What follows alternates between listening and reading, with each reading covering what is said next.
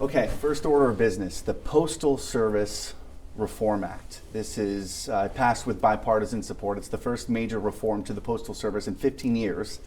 And it seems like it came at a good time. I mean, we've seen in recent years, cutting costs has affected the way people get their, whatever they need to be delivered in a timely fashion. And it can affect people's livelihoods. Reading from your website, I mean, people getting their medication much later than normal. And that can be scary for people. What will people see in the short term and the long term as a result of this bill?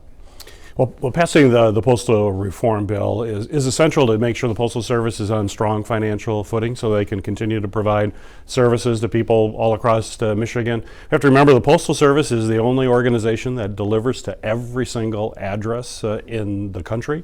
Critical things such as medicine, which has to arrive on time, small businesses that use the mail service through online transactions for their business, bills that have to arrive on time so you can pay them on time so you don't have late fees. People just rely on the Postal Service. But there have been significant financial challenges for the Postal Service as a result of rules that were put in years ago that should have never been put in. And one of those, for example, is that the Postal Service needs to pre-fund retirement health care all in advance, regardless of the age of the employee. Someone could be in their 20s and all of their retirement health care has to be pre-funded now. There's no company in America that does that. There's no government agency that does that. It was a huge financial burden. We've also integrated Medicare into retirees' health care like every other company in America. And what this means is that means it's going to save the Postal Service over the next 10 years close to $50 billion. And that means money that they can put into advanced processors, make sure the mail is sorted in an efficient way, delivered on time. So this is going to help the Postal Service continue to be strong and vibrant for the foreseeable future. We've also put in other requirements. One, that the Postal Service will continue to deliver 6 days a week, which is critically important, especially for folks who get medicine in the mail. They have to get it when they need it. Also, we'll have a performance metric there so people can look to see what's the on-time delivery for the Postal Service in their zip code. You'll be able to go online, see what percentage is being delivered on time, and it's going to be updated every single week, which will allow the Postal Service to manage more efficiently, identify places that may be problematic, but also let customers know what kind of delivery they're experiencing. Those questionable parts of the Postal Service, if they were no good, why were they there in the first place? Well, they were put in, it's hard to explain because it made no sense. It was put in many years ago thinking that was a good thing. It is a huge burden that costs the Postal Service a tremendous amount of money. And again, what we did is put the Postal Service on the same footing as every company in America and every other federal government agency in America. There's no special treatment. We're just saying treat them like everybody else.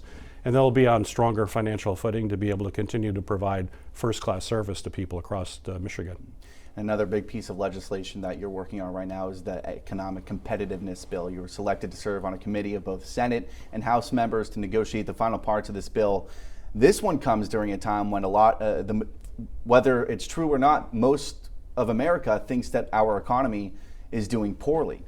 What will this bill do to shift that narrative? One of the most important parts of this bill is to make sure that we have secure supply chains. So many of the cost increases we're seeing right now are because of shortages in a supply chain. Often that is supplies coming from overseas, from foreign countries.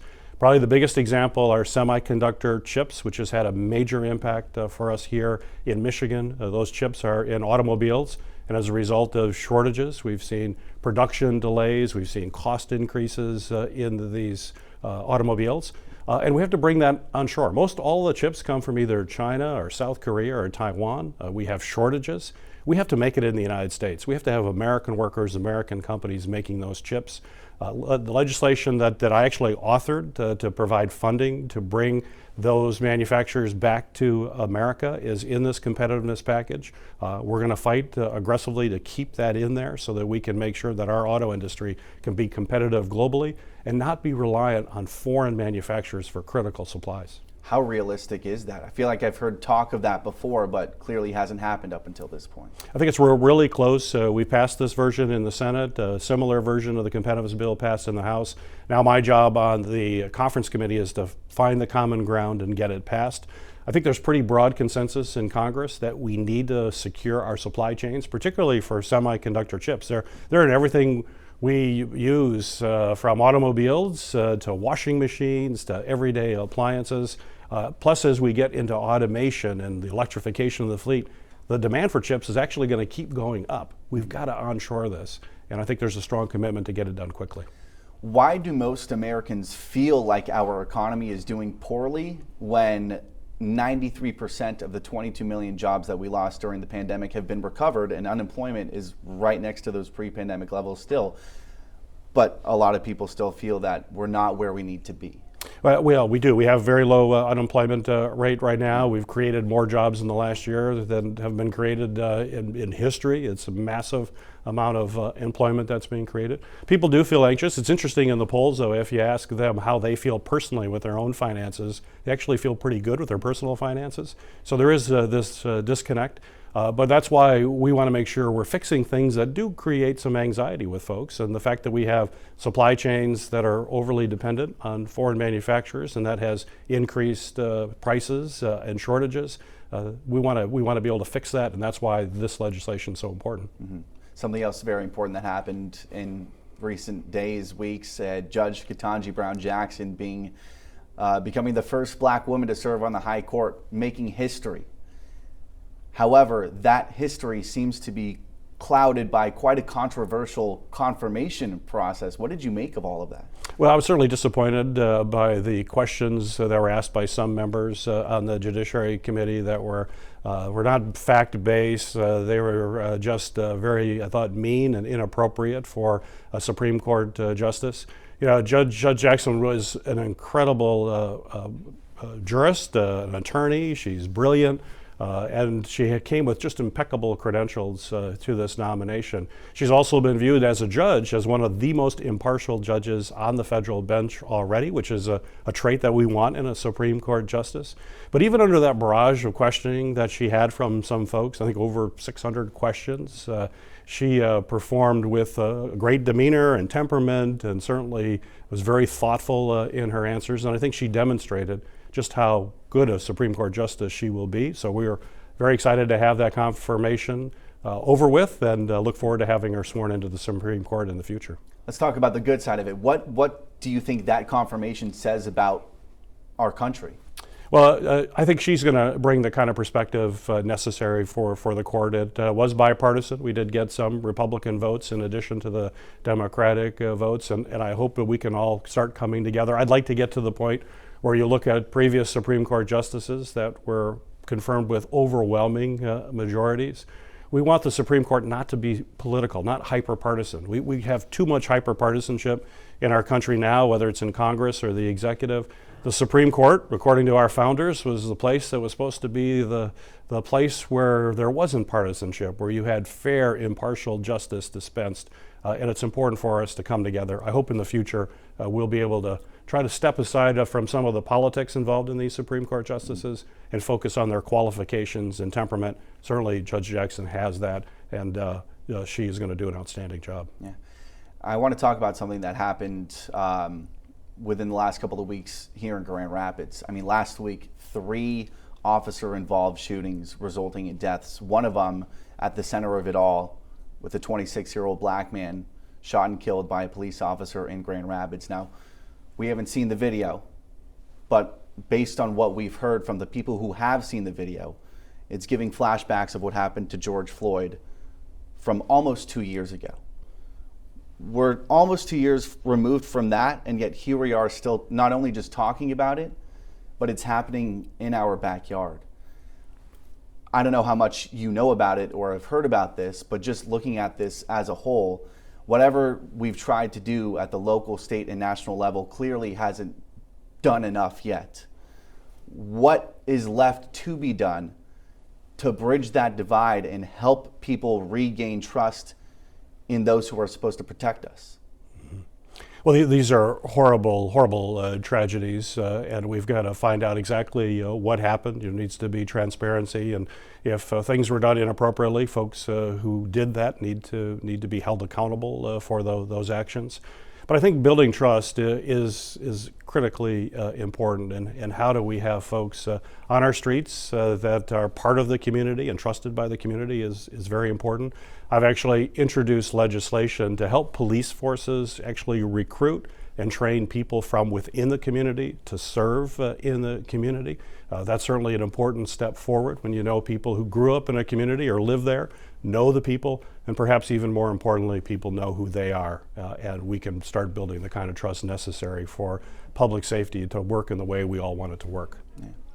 Let's end on this. You've done a lot clearly that we've talked about. What is left? What does Senator Gary Peters want to do in the near future that's in the works for you, that we can see come to fruition here? Well, one thing that I've been working a lot on and will continue to do is in terms of my work as chairman of Homeland Security Committee in the Senate, we're involved in cybersecurity protection. Cybersecurity is critical for us to keep us safe from bad guys, whether they're criminals or state actions. We're very concerned right now with what's happening in Ukraine. The Russians have been engaged in a number of cyber attacks on a regular basis here in our country. We believe that those are likely to step up as this conflict continues to go forward. So I'm working on a number of cyber protections that will help secure our country. We just passed, in fact, legislation that I wrote that passed unanimously through the Senate and is now law that will strengthen cybersecurity protections. In fact, one media outlet called it the most significant cyber bill passed in history. It's a significant step forward, but there's a whole lot more that we need to do. Are these cyber attacks happening every day, multiple times a day? We have cyber attacks constantly hitting certainly critical infrastructure, but small businesses are the victims of this. In fact, ransomware attacks are where a cyber actor will come in and basically hold your data hostage, and they tend to go after smaller businesses that don't have more sophisticated cyber protections. And it's been estimated if a small business is the victim of a cyber attack, that within 18 months, half of those businesses are out of business. It is absolutely existential. We need to put more resources forward to protect our small businesses and our critical infrastructure across the country. And that means the federal government working with local law enforcement, working with industry specifically, and coming together together in order to make sure that we're putting forward the strongest defense possible. Now, U.S. has sent over lots of military aid to the region where obviously this war is going on between Russia and Ukraine right now. But if it persists, will the U.S. continue to maintain its current position, or how will the U.S.'s role in this conflict change, if at all, the further it goes? We have to stand with the Ukrainian people for as long as we need, or they need us. We're going to be there for them. You know, they're the victim of this murderous invasion by Mr. Putin. We're all horrified by the images that we see every single day on television. We have provided substantial resources to the Ukrainian people in terms of humanitarian aid and also substantial resources to the Ukrainian military. And we've seen the military use those weapons very effectively, from the Javelin anti-armor missiles to the Stinger anti-aircraft systems have been very effective. But certainly it's been the courage and the tenacity of the Ukrainian people and the Ukrainian military that's allowed them to push back and even go on the counteroffensive against the Russian military. But as a democracy, as a world democracies, we have to stand together. I'm very pleased that we have seen that, but we have to stand against these dictators and autocrats and literally murderous folks like Mr. Putin who are engaged in this illegal war in Ukraine. We need to stand with the Ukrainians till it's over. Do you think there's anything more the U.S. can do, or would doing so put in jeopardy the possibility of a world war? Well, we certainly got to be very careful about what we do, but certainly what we're doing right now in providing lethal weapons to the Ukrainian military that are very effective against the Russian forces have proven to be very effective, and we're going to continue to provide those resources.